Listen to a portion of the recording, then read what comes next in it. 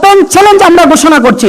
আপনারা বসবেন, আসবেন, যদি মিডিয়ার সামনে, জাতির সামনে আপনারা যে শর্ত দিবেন সেই শর্তের পাশে আমরা তিনজন পাশাপাশি আছি। মাওলানা আমার শামসুদ্দৌলা আশরাফি, রেজাউল করিম আবরার সাহেব, আমি, ওদিকে মাওলানা লুৎফুর রহমান ফরাজি ভাই আছেন, রেজওয়ান রফিকি সাহেব আছেন। আমরা এই পাঁচজন থেকে যে কোনো তিনজনের সাথে আপনারা বাংলাদেশে যারা বসতে চান যে মুআবিয়া রাদিয়াল্লাহু আনহু সম্পর্কে আপনাদের দাবি মওদুদী সাহেব কটূক্তি করেন নাই, আমাদের দাবি খেলাফত ও মুলকিয়ত কিতাবে তিনি কটূক্তি করেছেন। এই বিষয়ে আমরা ওপেন ডিবেট, ওপেন মোনাজারা চ্যালেঞ্জ করছি। মোনাজারা শব্দ শুনলে আপনারা অনেক সময় ভয় পান। আচ্ছা, মোনাজারা করবেন, আসেন, চা খাওয়ার নিয়তে বসি, গল্পের নিয়তে বসি, ঢাকা শহরের যে কোনো হোটেলে বসে। আসসালামু আলাইকুম ওয়া রাহমাতুল্লাহি ওয়া বারাকাতুহু। আলহামদুলিল্লাহি আউওয়ালান ওয়া আখিরা ওয়া বাতিনান ওয়া যাহিরা। আলহামদুলিল্লাহি ফিল বাদই ওয়াল খিতাম ওয়াল হামদুলিল্লাহি আলাত তামাম। وأصلي وأسلم على مسك الختام نبينا وسيدنا ومولانا محمد وعلى آله وأصحابه البررة الكرام وسلم تسليما كثيرا كثيرا أما بعد। জাতীয় উলামা মাশায়েখ আইম্মা পরিষদের উদ্যোগে আয়োজিত আজকের এই শানে সাহাবা কনফারেন্সের মুহতারাম সভাপতি, উপস্থিত উলামায়ে কেরাম, আমাকে সময় দেওয়া হয়েছে মাত্র 15 মিনিট, কিন্তু বিষয়টা এত দীর্ঘ আলোচনার দাবি রাখে যে এই কনফারেন্সের শুরু থেকে যদি আপনারা বসে থাকতেন আর আমি কথা বলতাম, এবং কনফারেন্সের যে নির্ধারিত সময় রয়েছে সেই নির্ধারিত সময় পর্যন্ত আমি যদি একাই কথা বলতাম, তারপরেও আমার মনে হয় আমি যে প্রস্তুতি নিয়ে এসেছি সেটা বলে শেষ করতে পারতাম না। আমি এ বিষয়ে সংক্ষিপ্ত কিছু লেখা তৈরি করার জন্য বসেছিলাম। এই গত কয়েকদিনের মধ্যে আবার আমার ব্যক্তিগত কিছু সফরও ছিল, অসুস্থতাও ছিল, তারপরও 120 পৃষ্ঠার একটা প্রবন্ধ তৈরি হয়েছে। আমি এটা জাতীয় উলামা মাশায়েখ আইম্মা পরিষদের কাছে প্রস্তাব করছি, যদি ওনারা মুনাসিব মনে করেন, কোনো রকমের কোনো পারিশ্রমিক, কোনো রকমের কোনো হাদিয়া আমাকে দেওয়া ছাড়া ওনারা যদি এটা ছাপিয়ে জনগণের কাছে, সাধারণ মানুষের কাছে, শিক্ষিত শ্রেণীর কাছে পেশ করেন, তাহলে ইনশাআল্লাহ জাতি প্রকৃত অবস্থা বুঝতে সক্ষম হবে। জাযাকুমুল্লাহ আহসানাল জাযা। দ্বিতীয় কথা, যে বিষয়টা সবচেয়ে দুঃখজনক, যেটা শুনতে শুনতে আমাদের কান এই পর্যন্ত ঝালাপালা হওয়ার মতো উপক্রম, আজ বেশি 2017-18 থেকে এটা বেশ বীরত্বের সাথে আমাদের মাওলানা আবুল আলা মওদুদী সাহেবকে যারা এদেশে অনুসরণ করেন, যারা ফলো করেন, যারা হাইলাইট করেন, যারা মাওলানা মওদুদী সাহেবকে অনুসরণ করার দাবি করেন, তারা একটা কথা বলে থাকেন যে মাওলানা আবুল আলা মওদুদী সাহেব কোথাও সাহাবায়ে কেরাম সম্পর্কে কোনো সমালোচনা করেন নাই। সবাই বলেন নাউজুবিল্লাহ। মানে আমরা যে বারবার একটা কথা বলি যে মাওলানা আবুল আলা মওদুদী সাহেব সাহাবায়ে কেরামের সমালোচনা করেছেন, বিশেষভাবে আমার আজকে যে আলোচ্য বিষয় হযরত আমির মুআবিয়া রাদিয়াল্লাহু তাআলা আনহুর উপরে মওদুদী সাহেব কোন আপত্তি করেছেন কিনা। গতকালকে রাত্রে আমি একটা বিষয়ে ফেসবুকে পোস্ট করেছিলাম যে সাহাবায়ে কেরামের সমালোচনা থেকে সাবধান, এই শিরোনাম দিয়ে। ওখানে বেশ কয়েকজন ভাই কমেন্ট করেছেন। আমি ওখানে খেলাফত ও মুলকিয়তের কথা এনেছি যে খেলাফত ও মুলকিয়ত কিতাবে হযরত মুআবিয়া রাদিয়াল্লাহু আনহু সম্পর্কে কটূক্তি করা হয়েছে, কিন্তু অনেক ভাই সেখানে যারা মাওলানা আবুল আলা মওদুদী সাহেবের প্রতিষ্ঠিত জামায়াতে ইসলামীর রাজনীতির সাথে জড়িত, ওনারা ওখানে বাজেভাবে আমাকে আক্রমণ করেছেন। 2-1 ভাই বাজে আক্রমণের পাশাপাশি কমেন্ট করেছেন যে আমরা তো খেলাফত ও মুলকিয়ত পড়েছি, খেলাফত ও মুলকিয়ত কিতাবে মাওলানা আবুল আলা মওদুদী সাহেব হযরত মুআবিয়া রাদিয়াল্লাহু আনহু সম্পর্কে কোনো কটূক্তি করেন নাই, নাউজুবিল্লাহ। তো আমি আমার এই সংক্ষিপ্ত সময়ে আমি আপনাদেরকে এটা দেখানোর চেষ্টা করব যে মাওলানা আবুল আলা মওদুদী সাহেব হযরত মুআবিয়া রাদিয়াল্লাহু আনহু সম্পর্কে কটূক্তি করেছেন কিনা। আমার প্রথম দাবি এবং সুস্পষ্ট দাবি, এবং সুস্পষ্টভাবে আমি কথা বলছি মিডিয়ার সামনে, যে হযরত মুআবিয়া রাদিয়াল্লাহু আনহু সম্পর্কে মাওলানা আবুল আলা মওদুদী সাহেব কটূক্তি করেছেন। শুধু কটূক্তি না, জঘন্যতম কটূক্তি করেছেন। আপনারা যারা এখানে তালেবে ইলম ভাই আছেন, উলামায়ে কেরাম যারা আছেন, আপনারা হয়তো আমাদের এই বাররে সাগীরের বর্তমান ভারত উপমহাদেশের শ্রেষ্ঠ ইসলামী ব্যক্তিত্ব, মুসলিম উম্মার গর্বের ধন, শাইখুল ইসলামী ওয়াল মুসলিমিন হযরত মাওলানা মুফতি মুহাম্মদ তাকি উসমানী দামাত বারাকাতুহুমের হযরত মুআবিয়া और तारीखी हकायक এই কিতাব হয়তো দেখেছেন। এই কিতাবের ভিতরে মাওলানা আবুল আলা মওদুদী সাহেব হযরত মুআবিয়া রাদিয়াল্লাহু আনহু সাহাবী রাসূল কাতিবে ওয়াহি হযরত মুআবিয়া রাদিয়াল্লাহু আনহু সম্পর্কে যে কটূক্তিগুলো করেছেন, এই কটূক্তিগুলো নিয়ে তিনি তার মতো করে প্রামাণিক আলোচনা করেছেন। যেহেতু কিতাবটা খুব সহজবোধ্য, সহজলভ্য, বাংলাদেশের অধিকাংশ মাক্তাবাতে, লাইব্রেরিগুলাতে এটা পাওয়া যায়। এবং আমি তো মনে করি যারা আমরা একটু সচেতন পাঠক আছি, আমাদের সকলের ঘরে ঘরে ব্যক্তিগত কিতাবের আলমারিতে, লাইব্রেরিতে এই বই আছে। এজন্য আমি নিয়ত করেছি ওই বইতে যেই অভিযোগগুলোকে খণ্ডন করা হয়েছে এগুলো একটাও এখানে বলবো না। নতুন করে যেগুলো ওই কিতাবে আসে নাই, যেগুলো আমাদের থেকে এখনো গোপন রয়ে গেছে, সে বিষয়ে আপনাদের সামনে কথা বলবো। আমি আমার এই আলোচনাটাকে, আমার পুরো আলোচনাটাকে 3টা পয়েন্টে সাজিয়েছিলাম। একটা ছিল আমার খুব ছোট্ট একটা ভূমিকা, তারপর হযরত মুআবিয়া রাদিয়াল্লাহু আনহু সম্পর্কে যারা সমালোচনা করে থাকেন তাদের বিষয়ে সালাফে সালেহিন। সালাফে সালেহিন বলতে আমরা মধ্যযুগের বা তাবেঈন পর্যন্ত বুঝি, কিন্তু যারা হযরত মুআবিয়া রাদিয়াল্লাহু আনহু জামানা দেখেছেন, মুআবিয়া রাদিয়াল্লাহু আনহুকে খুব কাছ থেকে দেখেছেন, মুআবিয়া রাদিয়াল্লাহু আনহুর দাওরে খেলাফতকে যারা অনুভব করেছেন, তাদের ব্যাপারে তারা কি ধরনের নজরিয়া লালন করতেন, যারা মুআবিয়া রাদিয়াল্লাহু আনহু সম্পর্কে আলোচনা করতেন, এ বিষয়ে কথা বলতে চেয়েছিলাম। তো এ বিষয়ে যদি আমি কথা বলতে যাই তাহলে কথা অনেক লম্বা হয়ে যাবে। তবে উপস্থিত শ্রোতাদের উপকারের জন্য আমি আমার ভূমিকাটা শুধু সংক্ষেপে বলছি। আমরা যখন ঢালকানগর মাদ্রাসায় পড়তাম তখন জাতীয় মসজিদ বাইতুল মোকাররমের সম্মানিত খতিব, জিনাতুল উলামা, ফখরুল উলামা ইওয়াল মুহাদ্দিসিন হযরত মাওলানা আব্দুল মালিক সাহেব দামাত বারাকাতুহুম প্রত্যেক সপ্তাহে একদিন ঢালকানগরে দর্স করাতেন। আবার একদিন সপ্তাহে শুক্রবার ফজরের পর জামিআতুল উলুমিল ইসলামিয়ায় হুজুর হাদিসের দর্স দিতেন, বুখারী শরীফের হাদিস। আমরা ঢালকানগর থেকে ছাত্ররা যেতাম। ওখানে একদিন দর্সের প্রসঙ্গে হুজুর ওনার উস্তাদ মুকাওয়িম মুহাক্কিকুল আসর হযরত মাওলানা আব্দুর রশিদ নোমানী রাহমাতুল্লাহি আলাইহির হাওয়ালা দিয়ে বলছিলেন যে মাওলানা মওদুদী সাহেবের মৌলিক ভুল হলো 3টা। মাওলানা মওদুদী সাহেবের মৌলিক ভুল হলো 3টা। এক নম্বর হলো ইনাবাত ইলাল্লাহ এবং মুনিবিন ইলাল্লাহ। আল্লাহ পাকের বন্ধু, আল্লাহ পাকের দোস্ত, আমাদের যে সমস্ত আকাবিরিন ইলমে তাসাউফের সাথে জড়িত ছিলেন, যারা আহলুল্লাহ, যাদেরকে আহলুল্লাহ বলে থাকি আমরা, এদের ব্যাপারে মাওলানা মওদুদী সাহেবের একটা নফরত, জঘন্য নফরত তার লেখনীতে, তার বক্তব্য থেকে বোঝা যায়। এটা যে শুধু মাওলানা মওদুদী সাহেবের লেখনীতে আছে এমন না, মাওলানা মওদুদী সাহেবের অনুসারীদের মধ্যেও এটা পাওয়া যায়। খুব সংক্ষেপে বলছি। 2 নম্বর, যে মাওলানা মওদুদী সাহেবের ইলম হলো সাতহি। মাওলানা মওদুদী সাহেবের ইলমের ভিতরে উমুক নাই, গভীরতা নাই। আর ইলমের ভিতরে গভীরতা, উমুক না থাকার পরেও মাওলানা মওদুদী সাহেব প্রত্যেকটা বিষয়ে নিজেকে সাহেবে রায় মনে করতেন। জানা কথা যে এই মানুষটার ইলমের ভিতরে উমুক নাই, ইলমের ভিতরে সাতহিয়াত, ভাষা ইলম, সে যখন প্রত্যেকটা বিষয়ে মন্তব্য করতে যাবে, লিখতে যাবে, নাক গলাতে যাবে, তখন তার থেকে অনেক রকমের ভুল হয়ে থাকে। এজন্য মাওলানা মওদুদী সাহেবের লেখাতে ভুল হয়েছে এবং জঘন্য ভুল হয়েছে। 3 নম্বর, যে মাওলানা মওদুদী সাহেবের কলম, এটা আব্দুল মালিক শাহ হুজুরের লফজ, ওনার শব্দ বলছি, রিওয়ায়াত বিল লফজ, যে মাওলানা মওদুদী সাহেবের কলম হলো বেবাক, মানে কলমের কোনো নিয়ন্ত্রণ নেই, নিয়ন্ত্রণহীন কলমের তিনি মালিক ছিলেন।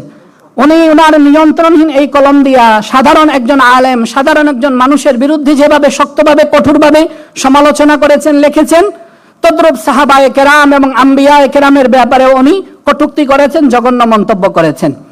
এই হলো 3টা জিনিস মাওলানা মওদুদী সাহেবের মৌলিক ভুল, যেটা মাওলানা আব্দুর রশিদ নোমানী রাহমাতুল্লাহি আলাইহি একবার বারাকাতুল আসর শাইখুল হাদিস মাওলানা মুহাম্মদ জাকারিয়া নওয়ারাল্লাহু মারকাদাহুর কাছে মসজিদে নববীতে বসে বসে উপস্থাপন করেছিলেন। সম্মানিত দর্শক, কথা লম্বা করছি না, আমি আমার মূল আলোচনায় ঢুকতেছি। বিষয়বস্তু ছিল খিলাফত ও মুলুকিয়ত কিতাবে হযরত মুআবিয়া রাদিয়াল্লাহু আনহুর উপর আরোপিত অপবাদ, আপত্তি ও পর্যালোচনা। এ বিষয়ে আমি প্রথমেই বলেছি যে আমার সুস্পষ্ট দাবি হলো মাওলানা মওদুদী সাহেব খিলাফত ও মুলুকিয়ত কিতাবে হযরত মুআবিয়া রাদিয়াল্লাহু আনহু সম্পর্কে কটূক্তি করেছেন। আমি যদি বলি, একটু ব্যাপকভাবে যদি বলি, প্রতিটা পৃষ্ঠায়, প্রতিটা শিরোনামের অধীনে তিনি হযরত মুআবিয়া রাদিয়াল্লাহু আনহু সম্পর্কে জঘন্য আলোচনা করেছেন, জঘন্য কটূক্তি করেছেন, তাহলে আমার এই দাবি ভুল হবে না। দেখেন আমার সামনে, এটা খিলাফত ও মুলুকিয়ত কিতাবের খুব প্রাচীন একটা নুসখা। আমি অনেক কষ্ট করে, এটারও যদি বিবরণ করতে যাই অনেক লম্বা হয়ে যাবে, অনেক প্রাচীন নুসখা। এটা সরাসরি মওদুদী সাহেবের যে প্রতিষ্ঠান এদারায়ে তরজমানুল কোরআন লাহোর, ওখান থেকে ছাপা, সেই 1966 সালের দিকে সেই নুসখার কপি আমি আপনাদের কাছে নিয়ে এসেছি। এই বইয়ের 158 নম্বর পৃষ্ঠায়, 157 নম্বর পৃষ্ঠায় তিনি শিরোনাম দিয়েছেন খিলাফত আর মুলুকিয়ত কা ফরক। এর আগ পর্যন্ত তিনি খিলাফত নিয়ে আলোচনা করেছেন। এখান থেকে মূলত তিনি সাহাবায়ে কেরামের প্রতি কটূক্তি এবং বিদ্বেষমূলক আলোচনা শুরু করেছেন। এই বইয়ের 158 নম্বর পৃষ্ঠায় আমি আপনাদেরকে উর্দু পড়ে শোনাচ্ছি যে খুলাফায়ে রাশিদিনের দৌরে খিলাফতের একটা বিবরণ দিয়ে মওদুদী সাহেব হযরত মুআবিয়া রাদিয়াল্লাহু আনহু কিভাবে খলিফাতুল মুসলিমিন হয়েছেন এ বিষয়ে আলোচনা করতে গিয়ে বলেন, मुलूकियत का आगाज उसी कायदे की तब्दीली से हुआ। हजरत मुआविया रज़ियल्लाहु अन्हु की खिलाफत उस नौइयत की खिलाफत न थी कि मुसलमानों के बनाने से वह खलीफा बने हों, और अगर मुसलमान ऐसे करने पर राजी ना होते तो वह ना बनते। वह बहरहाल खलीफा होना चाहते थे। उन्होंने लड़कर खिलाफत हासिल की।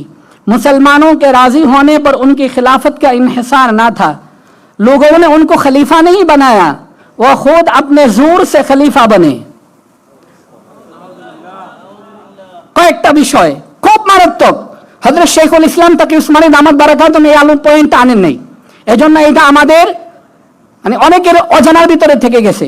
মওদুদী সাহেব দাবি করছেন হযরত মুআবিয়া রাদিয়াল্লাহু আনহু খলিফাতুল মুসলিমিন হন, এটা মুসলমানরা চায় নাই, এক নাম্বার।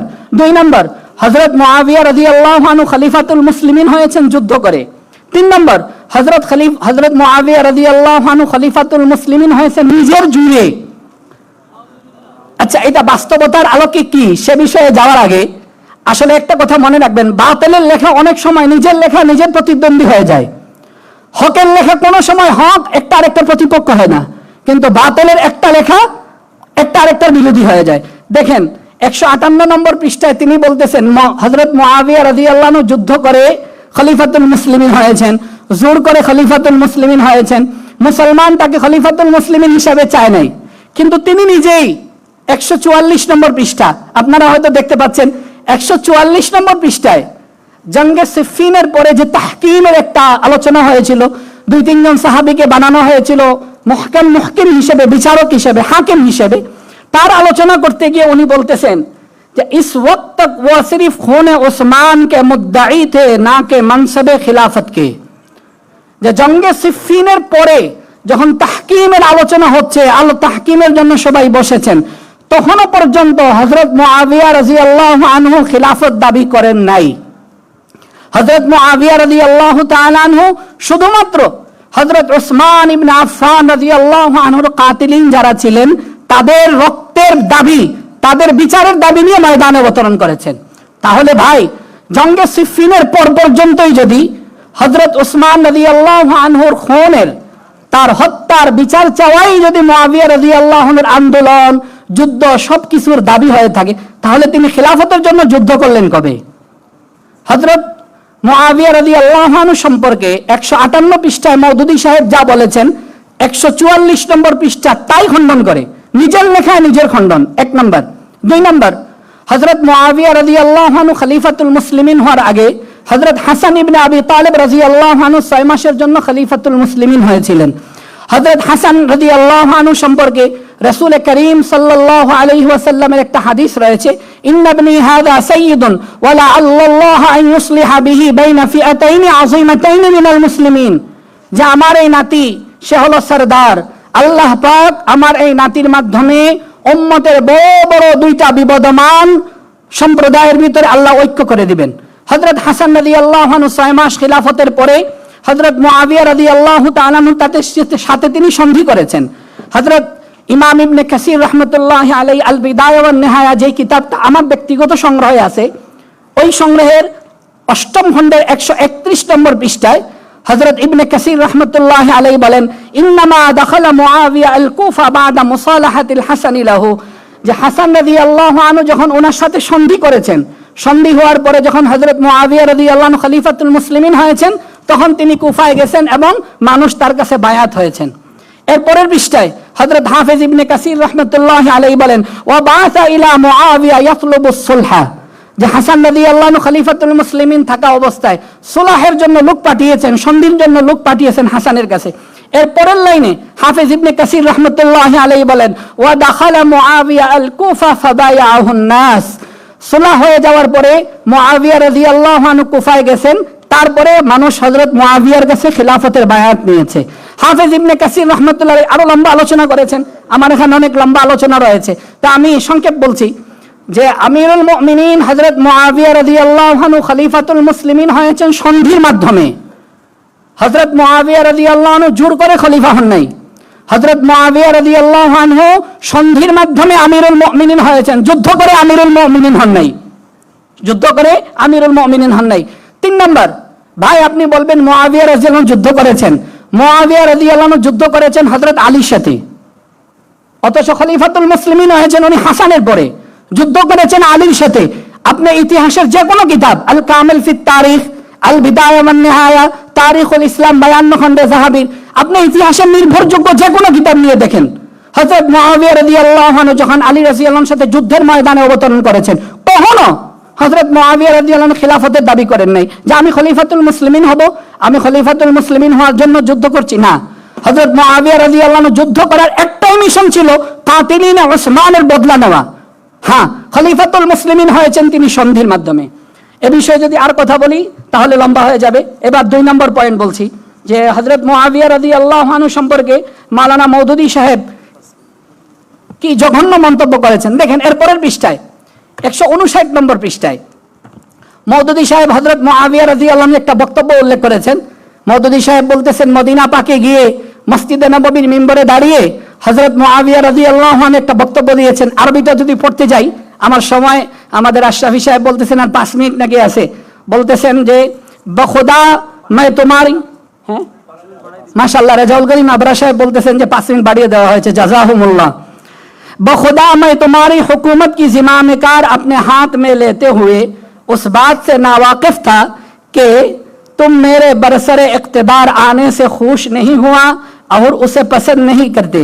उस मामला में जो कुछ तुम्हारे दिलों में है उसे मैं खूब जानता हूँ, मगर मैं अपनी इस तलवार के जोर से तुमको मगलूब करके उसे लिया है। अब अगर तुम ये देखो कि मैं तुम्हारा हक पूरा पूरा अदा नहीं कर रहा हूँ तो थोड़े पर मुझसे राजी रहो। যেহেতু আমাদের অনেক ভাই উর্দু বুঝেন না, তাই আমি আধুনিক প্রকাশনী থেকে যে অনুবাদ বের হয়েছে সেই অনুবাদ গ্রন্থটাও আপনাদের কাছে নিয়ে এসেছি। সময় কম তারপরেও বুঝার জন্য বাংলাটা পড়ে শোনাচ্ছি যে হযরত মুআবিয়া রাদিয়াল্লাহু আনহু কি বক্তব্য দিয়েছেন, মওদুদী সাহেব কি উল্লেখ করেছেন।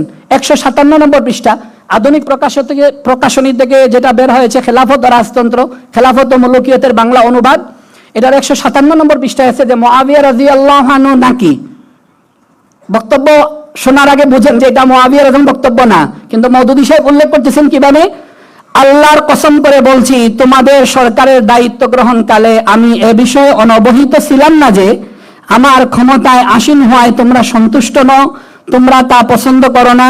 এ বিষয়ে তোমাদের মনে যা কিছু আছে আমি তা ভালো করেই জানি, কিন্তু আমার এ তরবারি দ্বারা তোমাদেরকে পরাভূত করেই আমি তা অধিকার করেছি। এখন তোমরা যদি দেখো আমি তোমাদের হক পুরোপুরি আদায় করছি না, তাহলে সামান্য নিয়েই আমার উপরে সন্তুষ্ট থাকবে। হযরত মুআবিয়া রাদিয়াল্লাহু আনহু এই বক্তব্য মওদুদী সাহেব আল বিদায়া ওয়ান নিহায়া কিতাবের সূত্রে উল্লেখ করেছেন, 8ম খণ্ডের 132 পৃষ্ঠা। এই বাংলাতেও আছে, উর্দুতেও আছে। ভাই আমার সুস্পষ্ট বক্তব্য যে এই বক্তব্য হযরত মুআবিয়া রাদিয়াল্লাহু আনহু দেন নাই। এই বর্ণনার সনদ মুনকার। এই বর্ণনার সনদের মধ্যে 2 জন রাবী আছে যারা মাত্রুক, যারা প্রত্যাখ্যাত, যারা গ্রহণযোগ্য বর্ণনাকারী নয়, যারা কাযযাব, যারা মিথ্যুক বর্ণনায় অভিযুক্ত এবং যাদের বর্ণনাকে মুহাদ্দিসিনে কেরাম গ্রহণ করেন নাই। মওদুদী সাহেব সনদ উল্লেখ করেন নাই, সনদ নিয়ে গবেষণাও করেন নাই, সনদ নিয়ে তাহকিকও করেন নাই। যদি উনি আসমাউর রিজালের 1-2টা কিতাব, শুধু আল্লামা যাহাবির মিজানুল ইতিদাল অথবা হাফেজ ইবনে হাজার আসকালানির লিসানুল মিজান অথবা তাহজিবুত তাহজিব নিয়ে আসতেন সামনে, তাহলে তার চোখের সামনে এটা ধরা পড়ে যেত। ইয়া আল্লাহ, সাহাবী রাসূল সম্পর্কে আমি কি জঘন্য বক্তব্য উল্লেখ করছি, যেটা সনদান প্রমাণিত না, যেটা সনদের দিক থেকে সহিহ জয়ীফ না, মাত্র প্রত্যাখ্যাত এমন একটা বক্তব্য উল্লেখ করে বুঝাইতে চাচ্ছেন যে মুআবিয়া রাদিয়াল্লাহু আনহুর খিলাফতের উপরে মানুষ সন্তুষ্ট ছিল না, উনি তরবারির জোরে খিলাফতকে উনি উদ্ধার করেছেন। ভাই এই বর্ণনার একজন বর্ণনাকারীর নাম হলো আবু বকর আল হুজালি। যাহাবী রাহমাতুল্লাহ আলাইহি মিজানুল ইতিদালের আমার কাছে যে নুসখা আছে 4th খণ্ডে 497 নম্বর পৃষ্ঠায় বলেন দাআফাহু আল ইমাম আহমদ। ইমাম আহমদ আবু বকর আল হুজালিকে তাযঈফ করেছেন। 1 2 নম্বর ইয়াজিদ ইবনে জুরাই রাহমাতুল্লাহ আলাইহি বলেন আদালতু আনহু আমাদান, এই লোকটা মিথ্যা বর্ণনা করে, এজন্য আমি ইচ্ছা করেই তার বর্ণনা উল্লেখ করি নাই।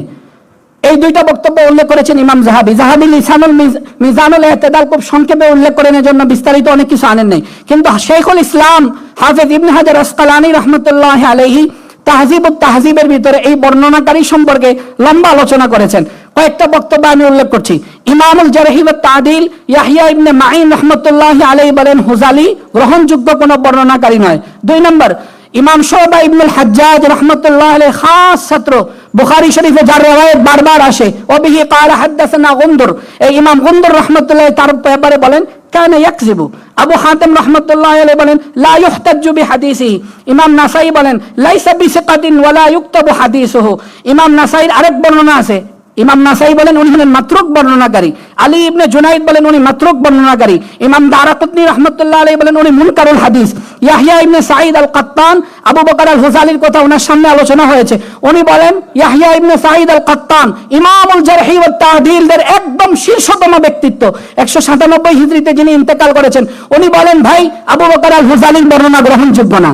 ভাই একটা হাদিসের একজন বর্ণনাকারী সম্পর্কে ইয়াহইয়া ইবনে সাঈদ আল কাত্তান, ইয়াহইয়া ইবনে মাঈন, গুনদুর, আবু হাতিম, ইমাম নাসাই সহ এত মুহাদ্দিসিনে কেরাম বলতেছেন যে উনি মাতরুক, উনি কাযযাব, উনি লা ইহতাজ্জু বিহাদিসিহি, উনি মাতরুক। তার সনদ মওদুদী সাহেব নিয়ে এসেছেন। 1।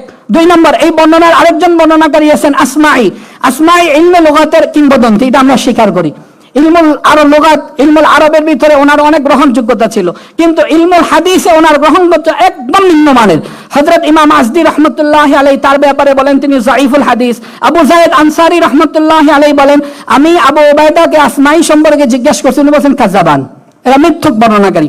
ও ভাই, একদিকে সাহেবে রাসূল, কাতিবে ওয়াহি, আল্লাহর হাবিব যার ব্যাপারে দোয়া করেছেন আল্লাহুম্মা আল্লিমহুল কিতাব, রাসূল করিম সাল্লাল্লাহু আলাইহি ওয়াসাল্লাম যার ব্যাপারে দোয়া করেছেন আল্লাহুম্মা জাআলহু হাদিয়াম মাহদিয়া, এত বড় কাতিবে ওয়াহি সাহাবী সম্পর্কে আপনি মন্তব্য নিচ্ছেন, আর মন্তব্য নেওয়ার ক্ষেত্রে এরকম মাতরুক কাযযাব বর্ণনাকারীর বর্ণনা নিচ্ছেন। এজন্য আমাদের সুস্পষ্ট বক্তব্য হলো মওদুদী সাহেব হযরত মুআবিয়া রাদিয়াল্লাহু আনহুকে অগ্রহণযোগ্য, জোর করে স্বৈর শাসকের মতো ক্ষমতা গ্রহণকারী যে প্রমাণ করতে চাচ্ছেন, যেই বর্ণনার আলোকে এই বর্ণনা গ্রহণযোগ্য নয়। আরো ওজবা, আরবিতে বলে ওজবা। মজার বিষয় হলো যে এই বর্ণনা যে মওদুদী সাহেব নিলেন আল বিদায়া ওয়ান নিহায়ার সূত্রে, তার শুরু অংশ নেন নাই। শুরু অংশ কেন নেন নাই? এমনিতেই না, আমাদের বক্তব্য হলো উনি এমনিতে নেন নাই। উনি যদি এই বক্তব্য শুরু অংশ নিতেন তাহলে নিজেই ধরা পড়ে যেতেন নিজের বিবেকের কাছে। কারণ যদিও এটা গ্রহণযোগ্য বর্ণনা নয়, কিন্তু বর্ণনার শুরুতে আছে ফালাম্মা কাদিমা মুআবিয়া আল মাদিনা আমাল জামাআ তালাক্কাতহু রিজালুম মিন উজুহি কুরাইশ ফাকালু আলহামদুলিল্লাহিল্লাযী আ'আজ্জা নাসরাক ওয়া আ'লা আমরাক। উনি যখন মদিনা পাকে আসছেন, মদিনা পাকের মানুষ খুব ওয়েলকাম, আহলান সাহলান জানিয়েছেন। এমনকি যারা কুরাইশের মুহাজিরিন তারা হযরত মুআবিয়া রাদিয়াল্লাহু তাআলা আনহুকে অভিবাদন জানিয়েছেন। এমনকি এর পরের রিওয়ায়াতের ভিতরে আছে ইবনে কাসির রাহমাতুল্লাহ উল্লেখ করেছেন ফালাকিয়াহুল হাসান ওয়াল হুসাইন ওয়া রিজালুম মিন কুরাইশ, স্বয়ং হাসান এবং হুসাইন রাদিয়াল্লাহু আনহু সাক্ষাৎ করে তাকে ধন্যবাদ জানিয়েছেন। যেখানে কুরাইশের লোকজন তাকে ধন্যবাদ জানাচ্ছেন, মদিনার আনসার মুহাজিরিন তাকে ধন্যবাদ জানাচ্ছেন। এমনকি সাইয়্যিদা শাবাবি আহলিল জান্নাহ হাসান এবং হুসাইন রাদিয়াল্লাহু আনহু তাকে অভিবাদন জানাচ্ছেন। আর আপনি বলতেছেন মদিনায় উনি বক্তব্য দিচ্ছেন যে তোমরা আমাকে গ্রহণ করো না, নাউযুবিল্লাহ। 3 নম্বর যেটা আমি আপনাদের সামনে পেশ করব, আমি আবারও বলছি যে প্রত্যেকটা শিরোনামের অধীনে মওদুদী সাহেব হযরত মুআবিয়া রাদিয়াল্লাহু আনহু সম্পর্কে জঘন্য মন্তব্য করেছেন, ভুল দাবি করেছেন। সময় এত সংক্ষেপ হবে আসলে আমি এটা বুঝতেও পারিনি। দেখেন পরের লাইনে আছেন খুলাফাকে তরজে জিন্দেগি মে তাবদীলি, 160 পৃষ্ঠায়। আমি আবারও বলছি যে হযরত শাইখুল ইসলাম দামাত বারাকাতুহুম মোটামুটি যেগুলো একদম খালেস ইলমি বিষয়, অনেক গুরুত্বপূর্ণ, সেগুলো নিয়ে আলোচনা করেছেন। যেহেতু এগুলো নিয়ে আলোচনা হয় নাই, এজন্য এগুলো আমাদের অজানা রেখে হয়ে গেছে, এজন্য আমি অজানা বিষয়গুলো নিয়ে কথা বলছি। 2 নম্বর শিরোনাম खुलाफा के तर्ज जिंदगी में तब्दीली। दूसरी नुमायां तब्दीली ये थी कि दौरे मुलूकियत के आगाज ही से बादशाह क़स्म के खुलाफा ने कैसर व किसरा का कैसर व किसरा का ऐसा तर्ज जिंदगी इख्तियार कर लिया और उस तरीके को छोड़ दिया जिस पर नबी करीम सल्लल्लाहु अलैहि वसल्लम और चारों खुलाफाए राशिदीन जिंदगी बसर करते थे। उन्होंने शाही महल्लात में रहना शुरू कर दिया। शाही बॉडीगार्ड ने उनके महल्लों की हिफाजत करने और उनके जिलों में चलने लगे। हाजिब व दरबान उनके और आवाम के दरमियान हायल हो गए। रईयत का बराह रास्त उन तक पहुंचना और उनका खुद रईयत के दरमियान रहना सरना और चलना फिरना बंद हो गया। আর যদি বলি অনেক লম্বা হবে, পরের পৃষ্ঠা পর্যন্ত আমি লাল দাগ দিয়ে নিয়ে এসেছি যে মওদুদী সাহেবের দাবি হলো মুলকিয়তের শুরুতে মুআবিয়া রাদিয়াল্লাহু আনহু যখন খলিফাতুল মুসলিমিন হলেন, একদম ওনার সুস্পষ্ট শব্দ ফারেস ওয়া কায়সার, যে রোম সম্রাট এবং পারস্য সম্রাট ইহুদ ও নাসারারা যেভাবে খুব আয়েশি বিলাসী জীবন যাপন করে, এরকম মুআবিয়া রাদিয়াল্লাহু আনহু বিলাসী জীবন যাপন শুরু করেছেন। পরের পৃষ্ঠায় উনি লিখছেন যে আগে খোলাফায়ে রাশিদিনরা মসজিদে আযান দিতেন, লোকজন ওনাদের সাথে দেখা করতে পারতো, এগুলা কিছুই থাকে নাই, সবগুলা নাকি হযরত মুআবিয়া রাদিয়াল্লাহু আনহু পরিবর্তন করে ফেলছেন। ও ভাই, আমরা যদি ইতিহাসে দেখি হযরত মুআবিয়া রাদিয়াল্লাহু আনহু সম্পর্কে উলামায়ে কেরাম কি লিখেছেন, খলিফাতুল মুসলিমিন হওয়ার পরে ওনার জীবন বৃত্তান্তটা কেমন ছিল। সময় তো খুব বেশি নাই, আমি এক দুইটা বক্তব্য উল্লেখ করছি। ইমাম আউজাঈ রাহমাতুল্লাহি আলাইহি এর শায়েখ, ইমাম আউজাঈ জানেন আপনারা ইলমুল হাদিসের প্রথিতযশা ইমাম, ওনার একজন শায়েখ ছিলেন শায়েখ ইউনুস ইবনে মাইসারা হালবাস রাহমাতুল্লাহি আলাইহি। ওনার বক্তব্য সিয়ারু আলামিন নুবালা কিতাবেও আছে, আল বিদায়া ওয়ান নিহায়া কিতাবের ভিতরেও আছে যে রাআইতু মুআবিয়া ফি সুকি দিমাশক আলা বাগলাতিন আলাইহি কামিসুন মারকু আল জিব। এরপরে বর্ণনা আছে আবু হামালা, দুটোটা একসাথে পড়ে শোনাচ্ছি। রাআইতু মুআবিয়া আলা মিম্বারে দিমাশক ইয়াখতুবুন নাস ওয়া আলাইহি সাওবুন মারকু, যে আমি খলিফাতুল মুসলিমিন হওয়ার পরে হযরত মুআবিয়া রাদিয়াল্লাহু আনহুকে দেখেছি বাজারে ঘুরতে। শায়েখ ইউনুস ইবনে মাইসারা হালবাস বলেন আমি বাজারে ঘুরতে দেখেছি হযরত মুআবিয়া রাদিয়াল্লাহু আনহু জামা ছিল সিরা তালিযুক্ত। আর আবু হামালা বলেন আমি দেখেছি জুমার খুতবা দিচ্ছেন দিমাশকের কেন্দ্রীয় মসজিদে আমিরুল মুমিনিন, ইউরোপ সহ 3টা মহাদেশ যার পরিচালনায় ছিল, যিনি 3টা মহাদেশের বাদশা, উনি বক্তব্য দিচ্ছেন, ওনার জামা ছিল সিরাত আলীযুক্ত। এরপরে সাদ ইবনে আবি ওয়াক্কাস, যিনি আশারায়ে মুবাশশারের একজন, উনি বলেন মা রাআইতু আহাদান বা'দা উসমান আকযা বিল হক মিন সাহিবি হাযাল বাব। হযরত উসমান রাদিয়াল্লাহু আনহুর পরে ইনসাফের সাথে আদলের সাথে সবচাইতে বেশি খিলাফা পরিচালনা করেছেন হযরত মুআবিয়া রাদিয়াল্লাহু আনহু। আম্মা জান আয়েশা রাদিয়াল্লাহু আনহা একটা বক্তব্য উল্লেখ করে, আমি এই বিষয়টা অধিক শেষ করছি। ওয়াল্লাযী সান্নাল খুলাফা বা'দাহু ওয়া হাব্বাত মুআবিয়া আলাল আদলি ওয়াত্তিবা আসারিহিম, যে আল্লাহ পাকের প্রশংসা করতেছেন যে আল্লাহ খুলাফায়ে রাশিদিনকে এবং হযরত মুআবিয়া রাদিয়াল্লাহু আনহুকে আদল ও ইনসাফ এবং একইভাবে একই নিয়মের আলোকে দেশ পরিচালনা করার তৌফিক দিয়েছেন। তো ভাই, যেখানে যারা মুআবিয়া রাদিয়াল্লাহু দেখেছেন স্বচক্ষে, তারা বলতেছেন খলিফাতুল মুসলিমিন হওয়ার পরে ওনার জামা ছিঁড়া, ওনারা বলতেছেন জুমার খুতবা দিচ্ছেন জামাত আলী, ওনারা বলতেছেন যে খোলাফায়ে রাশিদিন যেভাবে খেলাফত চালিয়েছেন মুআবিয়া রাদিয়াল্লাহু সেভাবে চালিয়েছেন। আরেকটা বক্তব্য আছে বেশ লম্বা, ওইটা আমি বলছি না, ওইটা হলো মুরুজুজ যাহাব কিতাবের ভিতরে হযরত আল্লামা মাসউদি রাহমাতুল্লাহ লিখেছেন যে মুআবিয়া রাদিয়াল্লাহু আনহু সকালের নাস্তা খাইতেন প্রতিদিন আগের রাতের বাসি খাবার, এবং দুপুরের খাবার যখন খাইতেন তখন ওনার কাছে যারা বিচার প্রার্থনা করার জন্য আসতো, পুরা ওনার শাসন কার্য যেখানে চলতো, ওখান থেকে যে সমস্ত মানুষ বিভিন্ন অভিযোগ নিয়ে আসতো, হযরত মুআবিয়া রাদিয়াল্লাহু তাআলা আনহু তাদেরকে সাথে নিয়ে তিনি দুপুরের খাবার খেতেন। তারপর হযরত মুআবিয়া রাদিয়াল্লাহু আনহু জীবনে লিখেছে কানা মিন আখলাকি মুআবিয়া আন্নাহু কানা ইউআযযিনু ফিল ইয়াওমি ওয়াল লাইলা 5 মাররাত, যে হযরত মুআবিয়া রাদিয়াল্লাহু আনহু খলিফাতুল মুসলিমিন হওয়ার পরেও 5 ওয়াক্ত নামাজের আযান দিতেন।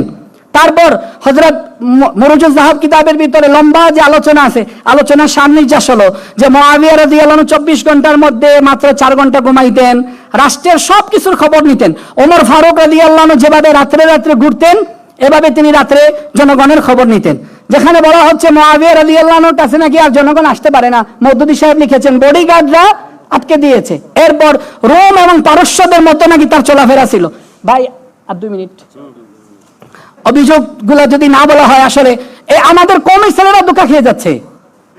আমাদের অনেক আসাতেদায়কের আমরা ধোঁকা খেয়ে যাচ্ছেন। মিডিয়াতে প্রচার করা হচ্ছে না না মওদুদী সাহেব কোনো ধরনের কোনো সাহাবীর কটূক্তি করেন নাই, মুআবিয়া রাদিয়াল্লাহু আনহু সম্পর্কে কোনো অভিযোগ দেন নাই। শেষ অভিযোগটা আপনাদেরকে আমি শোনাইয়া শেষ করছি খুব সংক্ষেপে। আসলে কিছু গুরুত্বপূর্ণ বিষয় হলে লম্বা সময় দিতে হয়, এটা আমাদের পরিচালক এবং উপস্থাপক সামনে খেয়াল রাখলে ভালো হয়।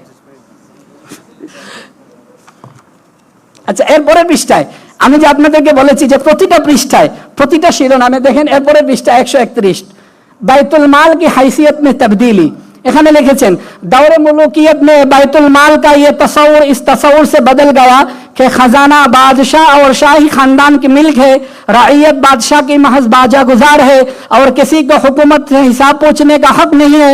इस दौर में बादशाहों और शाहजादों की बल्कि उनके गवर्नरों और सिपा सालारों तक की जिंदगी जिस शान से बसर होती थी वो बैतुल माल में बेजा तसर्रुफ के बगैर किसी तरह मुमकिन ना थी। এখানে বলেছেন এইভাবে যে হযরত মুআবিয়া রাদিয়াল্লাহু আনহু এবং তার পরিবার পরিজনের লোকজনরা বাইতুল মালে স্বেচ্ছাচারিত হয়ে গেছিলেন, যেখানে ইচ্ছা সেভাবে খরচ করতেছেন। নাউজুবিল্লাহ। আর 90 পৃষ্ঠার ভিতরে লিখেছেন, পড়ে শোনাচ্ছি না, এই যে 90 পৃষ্ঠা দেখাচ্ছি, দাগ দেওয়া আছে লাল কালি দিয়ে। अच्छा बोला होच्छे पढ़े सुनार जन्नो, जिस जमाने में हजरत मुआविया से उनका मुकाबला दरपेश था, लोगों ने उनको मशवरा दिया कि जिस तरह हजरत मुआविया लोगों को बेतहाशा इनामात और अतिये दे देकर अपना साथी बना रहे हैं, आप भी बैतुल माल का मुंह खुले और रुपया बहाकर अपने हामी पैदा करें। माने मुआविया রাদিয়াল্লাহু আনহু লোকদেরকে টাকা দিয়ে কিনতেছেন। আপনারা এত আস্তে নাউজুবিল্লাহ বললেন। মুআবিয়া রাদিয়াল্লাহু আনহু নাকি বাইতুল মালের টাকা দিয়ে মানুষকে নিজের মতো করে নিচ্ছেন। আচ্ছা, এই বর্ণনা মওদুদী সাহেব এখানে আপনারা এই কিতাবের 90 পৃষ্ঠায় দেখবেন, উনি যার হাওয়ালা দিয়ে লিখেছেন ইবনু আবিল হাদিদ, এই লেখকের শরহ নাহজিল বালাগা কিতাবের হাওয়ালা দিয়ে। তিনি নিজে 309 নম্বর পৃষ্ঠা দেখেন, আমি সবুজ কালি দিয়ে নিয়ে এসেছি। 309 নম্বর পৃষ্ঠার ভিতরে বলতেছেন যে পহলা কিসম के माखिज में से इब्न अबिल हदीद का शिया होना तो जाहिर है। যেই বর্ণনাকারীর কিতাব থেকে যার সনদে তিনি এটা উল্লেখ করলেন, নিজে বলতেছেন এই বর্ণনাকারী শিয়া। আর জানা কথা, শিয়ারা হযরত মুআবিয়ার প্রশংসা করে। শিয়াদের কাজ ছিল দিনরাত্র হযরত মুআবিয়া রাদিয়াল্লাহু আনহু সমালোচনা করা। ভাই এখানে একটা কথা বলি, হ্যাঁ মুআবিয়া রাদিয়াল্লাহু আনহু মানুষকে বাইতুল মাল থেকে হাদিয়া দিতেন, একথা সত্য, এটা আমরা অস্বীকার করি না। কিন্তু আমাদের সুস্পষ্ট বক্তব্য হলো মুআবিয়া রাদিয়াল্লাহু আনহু হাদিয়া দিতেন খলিফাতুল মুসলিমিন হওয়ার আগে নয়, খলিফাতুল মুসলিমিন হওয়ার পর। যেটা বলা হচ্ছে যে মানুষকে নিজের মতো করে নেওয়ার জন্য উনি খলিফাতুল মুসলিমিন, মানুষকে নিজের মতো করে নেওয়ার জন্য তিনি টাকা দিতেন না। সব মানুষ যখন ওনার হাতে বায়াত, কেউ ওনার মুখালিফ না, কেউ ওনার বিরোধী না, তখন তিনি মানুষকে হাদিয়া দিতেন। এই হাদিয়া দেওয়ার অর্থ এটা ছিল না মানুষকে তার পক্ষে নেওয়া, বরং হাদিয়া দেওয়ার অর্থ ছিল সম্মানী মানুষকে সম্মাননা দেওয়া, সম্মানী মানুষকে সম্মাননা দেওয়া। মুআবিয়া রাদিয়াল্লাহু আনহু হাদিয়া দিয়েছেন কাকে? নাম শুনবেন। 1 নম্বর উম্মুল মুমিনিন হযরত আয়েশা আস-সিদ্দিকা রাদিয়াল্লাহু তাআলা আনহা। আল বিদায়া ওয়ান নিহায়া কিতাবের ভিতরে আছে কাযা মুআবিয়া আন আয়েশা উম্মুল মুমিনিন 18000 দিনার কানাত আলাইহা। আম্মা জান মানুষকে দান করতে করতে করতে করতে 18000 দিরহাম ঋণী হয়ে গেছেন। মুআবিয়া রাদিয়াল্লাহু আনহু খবর পেয়ে আম্মা জানকে এটা ঋণ শোধ করার জন্য দিয়েছেন। আরেকবার মদিনা পাকে মুআবিয়া রাদিয়াল্লাহু আনহু আম্মা জানকে 1 লাখ দিরহাম দিয়েছেন। আম্মা জান সকাল থেকে সন্ধ্যার আগে 1 লাখ দিরহাম হাদিয়া দিয়ে মানুষকে সদকা করে দিয়েছেন।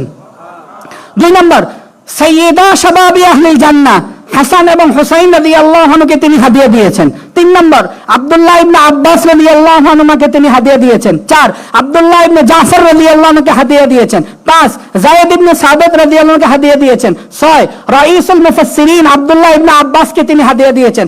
7 আশরায়ে মুবাশশারার শ্রেষ্ঠতম সাহাবী সাদ ইবনে আবি ওয়াক্কাস রাদিয়াল্লাহু আনহুকে তিনি হাদিয়া দিয়েছেন। সবগুলা কি আল বিদায়া ওয়ান নিহায়া কিতাবের 4th খণ্ডের 249 পৃষ্ঠায় আছে। আর অনেক সাহাবায়ে কেরামকে দিয়েছেন। ভাই যদি মুআবিয়া রাদিয়াল্লাহু আনহু হাদিয়া নেওয়ার কারণে দোষী হয়ে থাকেন, ওয়ালাউ ফারজান, আমি আবারও বলছি দোষী না, কারণ উনি খলিফাতুল মুসলিমিন হওয়ার পরে দিয়েছেন। যদি ওনাকে দোষী বলতে হয় তাহলে এই সব আকাবের সাহাবায়ে কেরাম তো দোষী হয়ে যাচ্ছেন, ওনারা গ্রহণ করলেন কেন? ওনারা জানতেন গ্রহণ করছেন এর জন্য মুআবিয়া আমাদেরকে তার পক্ষ নেওয়ার জন্য দান করছে না, মুআবিয়া আমাদেরকে সম্মাননা দিচ্ছেন। একবার হযরত হাসান রাদিয়াল্লাহু আনহু গেছেন মুআবিয়া রাদিয়াল্লাহু আনহুর সাথে দেখা করতে, তখন হযরত মুআবিয়া রাদিয়াল্লাহু আনহু বললেন লা উজিজান্নাকা বিজাইজাতিন লাম ইউজযা বিহা আহাদুন কানা ক্বাবলি। হাসান, আপনি হযরত আলী রাদিয়াল্লাহু আনহু সন্তান, আপনি নবীজির নাতি, আপনি সাইয়্যিদা শাবাবি আহলিল জান্নাহ, আপনাকে আমি এমন পুরস্কার দিব দুনিয়ার ইতিহাসে কেউ কাউকে এত বড় হাদিয়া দেয় নাই। তারপরে মুআবিয়া রাদিয়াল্লাহু আনহু তাকে 40 লক্ষ দিরহাম হাদিয়া দিয়েছেন। হুসাইন রাদিয়াল্লাহু আনহু পাশে ছিলেন। হুসাইন রাদিয়াল্লাহু আনহু বলেন, আপনি সবচেয়ে বড় হাদিয়া দিবেন, ঠিক আছে, কিন্তু আপনি যাদেরকে হাদিয়া দিচ্ছেন তাদের চেয়ে শ্রেষ্ঠ কোনো মানুষকে আপনি জীবনে হাদিয়া দেন নাই। তো ভাই মুআবিয়া রাদিয়াল্লাহু আনহু হাদিয়া দিয়েছেন খলিফাতুল মুসলিমিন হওয়ার পর, গ্রহণ করেছেন আকাবের সাহাবায়ে কেরাম। তারপরে যদি বলা হয় মুআবিয়া রাদিয়াল্লাহু আনহু বেতাহাশা মানুষকে নিজের মত করে নেওয়ার জন্য মানুষকে কিনে নিচ্ছেন, নাউজুবিল্লাহ। এইভাবে মাওলানা মওদুদী সাহেব এই কিতাবের পৃষ্ঠায় পৃষ্ঠায় শিরোনামে হযরত মুআবিয়া রাদিয়াল্লাহু আনহু সম্পর্কে কটূক্তি করেছেন এবং জঘন্য কটূক্তি করেছেন। আমরা জাতীয় উলামা মাশায়েখের অধীনে বাংলাদেশে যারা মাওলানা মওদুদী সাহেবকে অনুসরণ করেন, ফলো করেন, ওপেন চ্যালেঞ্জ আমরা ঘোষণা করছি, আপনারা বসবেন, আসবেন, যদি মিডিয়ার সামনে, জাতির সামনে আপনারা যে শর্ত দিবেন সেই শর্তের পাশে আমরা তিনজন পাশাপাশি আছি। মাওলানা শামসুদ্দৌলা আশরাফি, রেজাউল করিম আবরার সাহেব, আমি, ওদিকে মাওলানা লুৎফুর রহমান ফরাজি ভাই আছেন, রেজওয়ান রফিকি সাহেব আছেন। আমরা এই পাঁচজন থেকে যে কোনো তিনজনের সাথে আপনারা বাংলাদেশে যারা বসতে চান যে মুআবিয়া রাদিয়াল্লাহু আনহু সম্পর্কে আপনাদের দাবি মওদুদী সাহেব কটূক্তি করেন নাই, আমাদের দাবি খেলাফত ও মুলকিয়ত কিতাবে তিনি কটূক্তি করেছেন। এই বিষয়ে আমরা ওপেন ডিবেট, ওপেন মোনাজারার চ্যালেঞ্জ করছি। মোনাজারার শব্দ শুনলে আপনারা অনেক সময় ভয় পান। আচ্ছা, মোনাজারা করবেন, আসেন, চা খাওয়ার নিয়তে বসি, গল্পের নিয়তে বসি, ঢাকা শহরের যে কোনো হোটেলে বসে আমরা কথা বলার জন্য তৈরি আছি। ওয়া আখিরু দাওয়ানা আলহামদুলিল্লাহি রাব্বিল আলামিন।